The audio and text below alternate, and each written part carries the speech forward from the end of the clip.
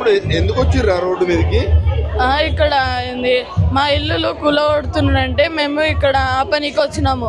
మా ఇళ్ళకి చాలా ప్రమాదం. ఇక్కడ అది మూసి ప్లాంట్ కడుతుంది ఎస్టీపీ. అందుకే ఇప్పుడు మా డాడీ వాళ్ళందరూ కలిసి ఎట్లా మరి మీ ఇల్లు పోతే మీ పరిస్థితి ఏంద్రా?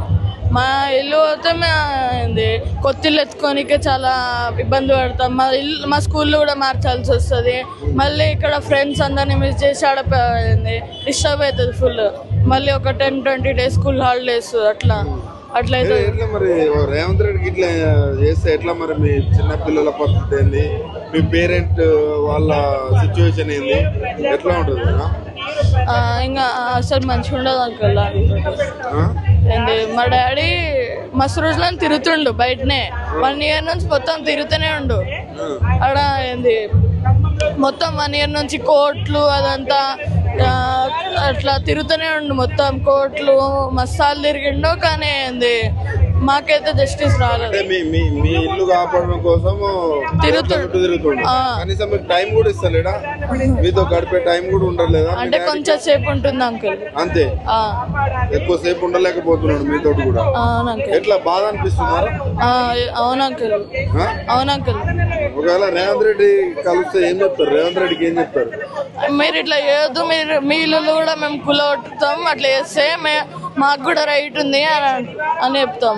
అట్లే మీ ఇల్లు గురిస్తే నువ్వు వాళ్ళ ఇల్లు గురిస్తావా?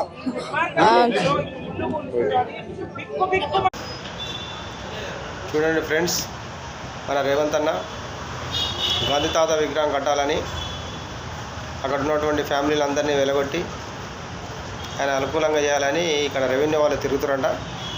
అది కరెక్ట్ కాదు. ఎందుకంటే గాంధీ తాత మనవడే మా తాత పేరుని జడగొట్టద్దు, అక్కడ కట్టాల్సిన అవసరం లేదని చెప్పిండు.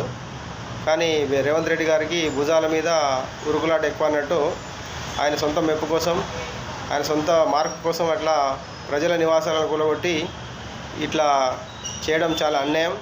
కాబట్టి రేవంత్ అన్న, అసలు నీకు ఏమైంది? అసలు నీకు పరిపాలన చేయడానికి వస్తుందా, వస్తలేదా? ఎవరైనా చెప్తురా, చెప్తలేరా?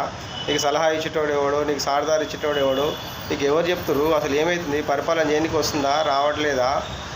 రాకపోతే మీ బాబుని అడుగు, చంద్రబాబుని అడుగు, ఆయన చెప్తాడు, అడ్వైజ్ చేస్తాడు. కానీ తెలంగాణ ప్రజల్ని అంతా ఆగం చేసి నువ్వు ఆంధ్ర ప్రజల మెప్పు కోసం చేసినట్టు నీ వ్యవస్థ. ఎందుకంటే ఎవరో ఏమో చేసి నువ్వు కూడా చేయడానికి పోతే అది కరెక్ట్ కాదు. ప్రజలు తిరుగుబాటు అయింది కాబట్టి ఇది కరెక్ట్ కాదు. చిన్న చిన్న పిల్లలు ఏడుస్తుండ్రు, వాళ్ళు ఎప్పటి నుంచో ఉన్నారు. అందులో తెలంగాణ విగ్రహం తయారు చేసిన వాడు కూడా అదే అపార్ట్మెంట్లో ఉన్నాడు, వాడిని కూడా గొంతుకు వస్తున్నావు కదా రేవంతన. కాబట్టి ఇది కరెక్ట్ కాదు. గవర్నమెంట్ జాగాలు చాలా ఉన్నాయి, ఎన్నో ఉన్నాయి. అక్కడ మంచిగా బ్రహ్మాండంగా కట్టుకో. ఒక 50 ఎకరాలు కాబట్టి